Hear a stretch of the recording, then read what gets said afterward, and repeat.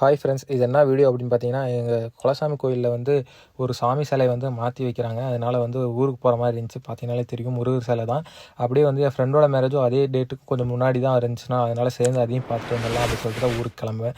பார்த்தீங்கன்னா தெரியும், சிங்கானூர்லேருந்து அப்படியே கிளம்பிடுவேன். சிங்கானூர்லேருந்து பல்லடம், ஒட்டச்சத்திரம் அப்படின்னு சொல்லிட்டு தேனி வரைக்கும் போகணுங்க. தேனியில் தான் ஃப்ரெண்டோட மேரேஜ். தேனிக்கிட்ட தான் எங்கள் நேட்டிவ் பிளேஸும் இருக்குது.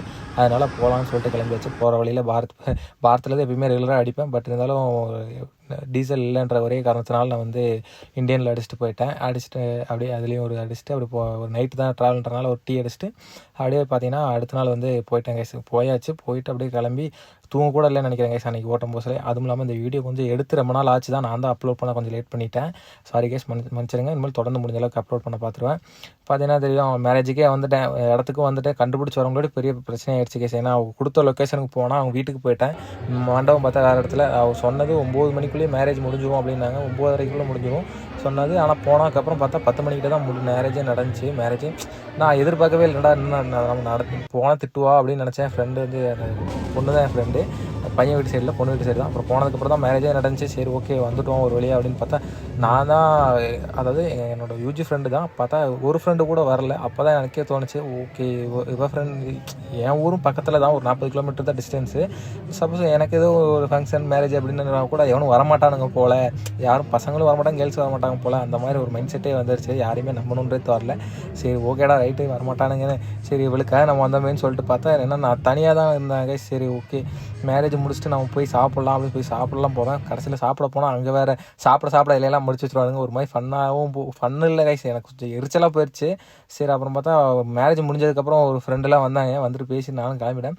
அப்புறம் பார்த்தீங்கன்னா இன்னொரு பக்கத்து ஊரில் இன்னொரு திருவிழா வேறு இருந்துச்சு கைஸ். கோயில், அந்த கோயிலுக்கு போயிட்டு அப்படியே பார்த்தீங்கன்னா தெரியும், அப்படியே வாக்கிங் அப்படியே ஸ்ட்ரீட் வாக் மாதிரி அப்படியே நடந்துட்டு நாங்கள் வாட்டில் பார்த்துட்டு அது கடையெல்லாம் காட்டுறேன் பாருங்கள். இப்போ கடைசியில் பார்த்தீங்கன்னா ஒரு ஆற்று இருக்கும். அது ஆற்றுல தண்ணி கம்மியாக தான் போச்சு. சரி மீன் இருக்கும் போய் பார்க்கலாம்னு சொல்லிட்டு உள்ளே இறங்கி மீன்லாம் பார்த்துட்டு பிடிக்கலாம் ட்ரை பண்ணுவோம். ஆனால் ஒன்றும் கையில் சிக்காது. எப்படி சிக்காத அந்த சில்லுன்ற மாதிரி தான் அப்படியே சர்சன்னு போயிட்டே இருந்துச்சு. நாங்களும் கொஞ்சம் நேரம் அப்படியே தண்ணியிலே இருந்துட்டு, நமக்குன்னா ரொம்ப பிடிக்கும், அதனால் நான் தண்ணிக்குள்ளே தான் இருந்துட்டு கடைசி வரைக்கும் இருந்துட்டு கொஞ்சம் ஜாலியாக விளாண்டுட்டு அதுக்கப்புறம் கிளம்பலாம் அப்படின்னு சொல்லிட்டு பார்த்தா கொஞ்சம் பெருசாலாம் நான் எதிர்பார்க்கவே இல்லை. இந்த சைடு இவ்வளோ பெருசாலாம் இந்த இதுக்குள்ளே மீன் இருக்குதா அப்படின்னு சொல்லிட்டு கொஞ்சம் நாளாக பெருசாகவே இருந்துச்சு தான். ஆனால் என்ன நம்மளால் பிடிக்க தான் முடியல. சரி ஓகே இதுக்கு மேலே இங்கே டைம் ஸ்பெண்ட் பண்ணுறதுக்கு ஒன்றும் இல்லை, பிடிக்கும். நானும் எவ்வளவோ ட்ரை பண்ணேன், முடியல. அதனால் நானும் விட்டு கிவ் அப் பண்ணிக்கலாம் அப்படின்னு சொல்லிட்டு கிவ் அப் பண்ணிட்டு வந்துடுவேன். பார்த்தீங்கன்னா 15 ரூபா கடை, 30 ரூபா கடைன்னு சொல்லிட்டு இந்த வெரைட்டியாக போட்டிருந்தானுங்க. ஆனால் போயிட்டு உள்ள கோயிலுக்குள்ளெல்லாம் போகவே இல்லை. அப்படியே கிளம்பிட்டேன். அது போதும், அது லேட்டாகிடுச்சு ரொம்ப, ஏன்னா அங்கே நல்லா சாத்திடுவாங்கன்னு சொல்லிட்டு நாங்களும் கிளம்பி வந்துட்டோம். ஒரு வழியாக கிளம்பியாச்சு. அப்புறம் பார்த்தீங்கன்னா அடுத்து எங்களோட கோயிலுக்கு வந்துட்டேன். குலசாமி கோயிலுக்கு வந்துடுச்சு. நாங்கள் வந்து உள்ள தூக்கி வைக்கிறது பார்த்தீங்கன்னா தெரியும். இதுக்கு முன்னாடி வந்து இது வந்து ஆண்டி அலங்காரம். இது வந்து இப்போ ராஜ அலங்காரத்தில் வந்து ஃபஸ்ட்டு எங்கள் நாங்கள் அந்த இதில் தான் முருக சிலை வச்சுருந்தோம். அது லைட்டாக டேமேஜ் ஆகிடுச்சுன்றதுனால அதை நாங்கள் உள்ளே தோண்டி உள்ளே வச்சுட்டு அப்புறம் ஆண்டி அலங்காரத்தில் இப்போ வச்சுருக்குறோம். இதுதான் வந்து ரொம்ப பார்க்கணும், அபூர்வம்லாம் சொல்லுவாங்க. அந்த மாதிரிலாம் ரொம்ப நல்லது அது. அப்புறம் மறுபடியும் பார்த்திங்கன்னா அதே கோயிலுக்கு மறுபடியும் போயிருந்தேன். போயிட்டு பார்த்திங்கன்னா அந்த ட்ரெயின் நாங்கள் பார்க்கவே இல்லை, ஃபஸ்ட் டைம் பார்க்கல.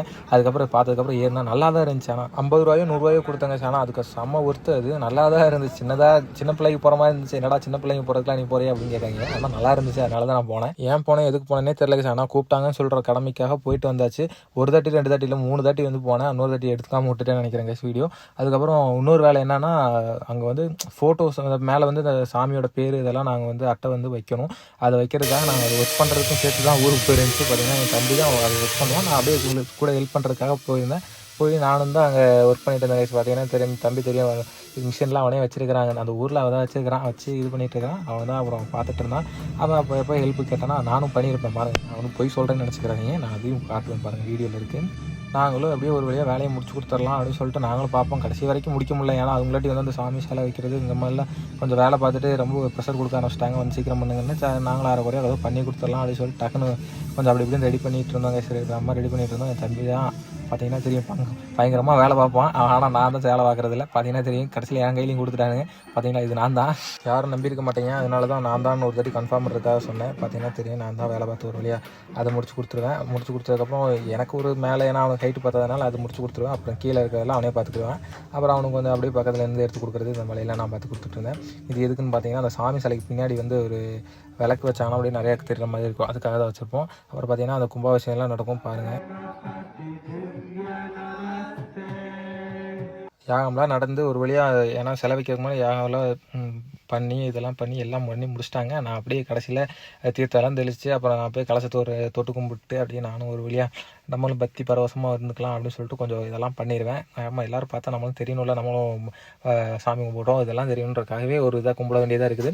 ஒரு வழியாக நானும் கும்பிட்டு அப்புறம் பார்த்தீங்கன்னா எங்கே வந்துட்டோம் பார்த்தீங்கன்னா, இது ஒரு மலை சைடு. இங்கிட்டு வந்து ஒரு சின்ன சின்ன அந்த பழத்து பேரை மறந்துட்டேங்க. இழந்த பழத்தை கூட ரொம்ப குட்டியாக தான் இருக்கும். நான் இழந்த பழம் கிடையாது. பழம் பேர் டக்குன்னு ஞாபகத்துக்கு வரல, விட்டுருங்க. நான் உங்களுக்கு தெரிஞ்ச மறக்காமல் கமெண்ட்டில் சொல்லுங்கள். பார்த்தீங்கன்னா தெரியும் இந்த பழம் தான். இது வந்து ரொம்ப அடிக்கிற வெயிலுக்கு எல்லாம் காஞ்சு கருவாடாக போயிருந்துச்சு. இருந்தாலும் பரவாயில்ல, எனக்கு வேணும் அப்படின்ற ஒரே காரணத்துக்காக நானும் என் தம்பி இது மட்டும் போயிருப்போம். பார்த்தீங்கன்னா தெரியும் அந்த பாறைமெல்லாம் ஏறி போய் அந்த சூடு வேறு.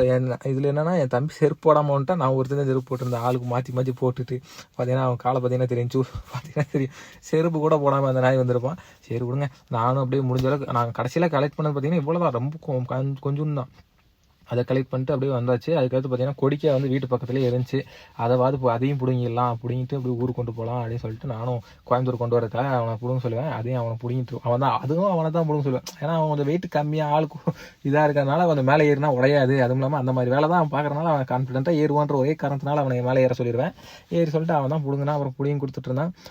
பிடிங்கி கொடுத்தாங்க. எவ்வளோ கடைசியில் பிடுங்கணும்னு மட்டும் பாருங்கள். இவ்வளோலாம் நான் நினச்சி கூட பார்க்கல இவ்வளோ வரும்னு சொல்லிட்டு. ஆனால் அந்தளவுக்கு பிடுங்கினேன். அதுக்கடுத்து பார்த்தீங்கன்னா இப்போ பாருங்கள், எறும்பு வேறு அதில் மிச்சிட்டு இருந்துச்சு. சரி ரைட்டு தட்டி விட்டு நானும் போட்டுட்டு இலையை பார்த்தீங்கன்னா தெரியும் எவ்வளோ இருக்குதுன்னு. பார்த்தீங்கன்னா ஒரு 1.5 கிலோ கிட்ட வந்துருச்சு. அதில் 1-2 நான் அடுத்து வாயில் விட்டுட்டேன். அதனால் கணக்கில் வராது. ஒரு வழியாக நான் கோயம்புத்தூருக்கு கிளம்பி வந்துட்டேன் கைஸ். அவ்வளோதான். நெக்ஸ்ட் வீடியோவில் பார்ப்போம். பாய்.